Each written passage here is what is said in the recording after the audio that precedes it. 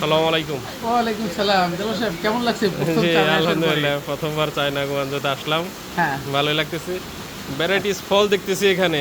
কিন্তু হ্যাঁ, আমাদের দেশে তো এরকম ফলের দেখি না। আচ্ছা। এগুলা একটু ব্যতিক্রম মনে হচ্ছে আমার কাছে। আপনি এই বিষয়ে কিছু বলেন? বাস্তবত এরা তো ফল নিয়া, ফ্রুট নিয়া, অন্যান্য সকল সবজি নিয়া, কৃষি নিয়ে গবেষণা করে। আমার দেশেও গবেষণা করে। কিন্তু এদের গবেষণাটা বাস্তবমুখী। এরা যখন যেটা দরকার প্রান্তিক পর্যায়ের লোকজনও গবেষণা করে এবং সরকার ওইটাকে সাপোর্ট দেয়। আর আমার দেশের সরকার করছে কি, এখানে যে কৃষি অধিদপ্তর আমাদের দেশে আছে, তারাই ডিলেমা বুঝছেন তো? কারণ এখন যদি আমি একটা ভালো জাতের বীজ নিয়ে যাই, ওইটা নিয়ে তারা তাদের মতো এটা গবেষণা ৩ বছর ৪ বছর খাটাবে, তারপর এটা মানে মনে চাইলে অ্যাপ্রুভ দিতেও পারে, না হলে পয়সা খাইয়ে দিবেই না। আমার ব্যবসাকে নাক নিজের নাক কেটে পরে যাত্রা ভঙ্গ করে। আর এই কৃষি দপ্তর হলো যে এই ৩-৪ বছর খাটায় আপনি উদ্যোগ হারাই ফেলবেন। উদ্যোগীদেরকে মূল্যায়ন করছে না। বর্তমান যে গভর্নমেন্ট, সে যদি উদ্যোগী হয়, সে যদি ঠিকমতো কাজ করে, আর এই আগের যে জরাজীর্ণের যে লোকজন ছাঁটাই করতে হবে, বন্ধ করতে হবে। মানে নজরুলের মতো, ওরে নবীন ওরে আমার কাছে আদমরাদের ঘামের ভাষা। এই সরকারি যত আদমরা লোকজন আছে, তাদেরকে আসলে জলাঞ্জলি থেকে বিরক্ত না করলে, তাদেরকে যদি অফ না করা হয়, তাদেরকে ফোর্স ছাঁটাই না করা হয়, তাহলে আমাদের দেশে উন্নয়ন হবে না। ধরুন আজকে আপনি লিচু খেলেন, একটা লিচুর ওজন আছে প্রায় কত বলবেন যে ৭৫ গ্রাম। তার মানে কি আপনার ১২ থেকে ১৩টা লিচুতে এক কেজি হবে। বীজটা ছোট্ট, এই জাতটাকে আমরা নিতে পারি না, আমার সরকার কি নিতে পারে না। আমরা যখন নিয়ে গেলে সরকার উদ্যোগী হবে না, জনগণকে দেবে না। তারা দেখায় যে আমরা এমন কিছু করবো না যাতে আমাদের কৃষি অধিদপ্তর, কৃষি সংস্থা এটা দুর্বল হয়ে যায়। বাট তারাই নিজেরাই দুর্বল করছে।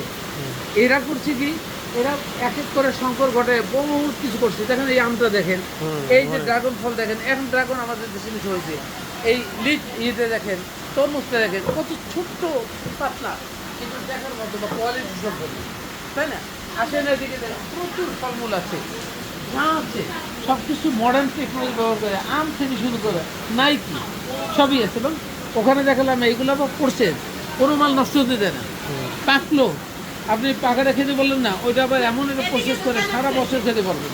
সমস্ত জায়গায় এই কাজগুলো করা আছে।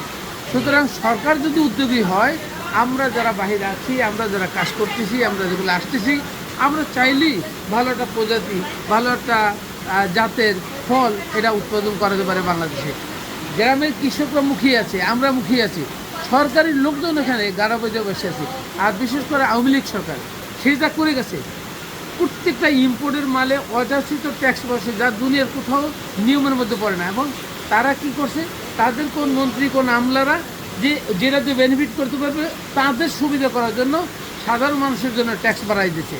এই যদি এই সরকারের যে শৃঙ্খল, এটা যদি না ভাঙতে পারে, চেন না ভাঙতে পারে, কোনো সরকার এই দেশে ডেভেলপ করতে পারবে না। আর কোনো কিছুই ভালো করা যাবে না, না কৃষি, না ফার্নিচার, না ইলেকট্রনিক্স, কোনো কিছু করা যাবে না।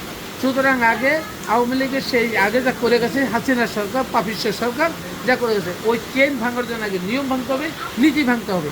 আমাদের কৃষি দেখা যায় যে আমাদের মার্কেটে আপনার ভোক্তা অধিকার মানে সংস্থা যে কাজ করে ওইটার উপরে, আরে ভাই ওটার দরকার নাই, তুমি নতুন কিছু এনে দেখো, তুমি নীতি কিছু করো, তোমার সরকারকে দিয়ে করো, ওটা করবে না। যা করছে ওইটার উপরে লাগাম টাইনে বসছে।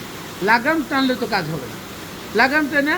আর সাধারণ কিছু বোকাশোকা মানুষ আছে যারা ব্যবসা বাণিজ্য করে না, তারা দেখা যায় এইটাকে নিয়ে হ্যাঁ ভোক্তা অধিকার বাহাবা দিচ্ছে, বেটা তোর পকেটে কয় টাকা গেছে, ১ টাকাও না। তুই বাহাবার দাম কত, তোর বাহাবার দাম ১ টাকাও না, তাহলে তুই বাহাবা দিবি, বরং ও তো ক্ষতি করছে। ওরে সরাইতে হবে, সরাইয়া সাধারণ মানুষ, আমি ব্যবসায়ীদেরকে উদ্যোগী বানাইতে চাই। ব্যবসায়ীরা উদ্যোগী হোক, তাহলে তো ব্যবসায়ী যখন উদ্যোগী হবে, তারপরে যাবে, তারা সবাই ভালো করবে। আল্লাহ।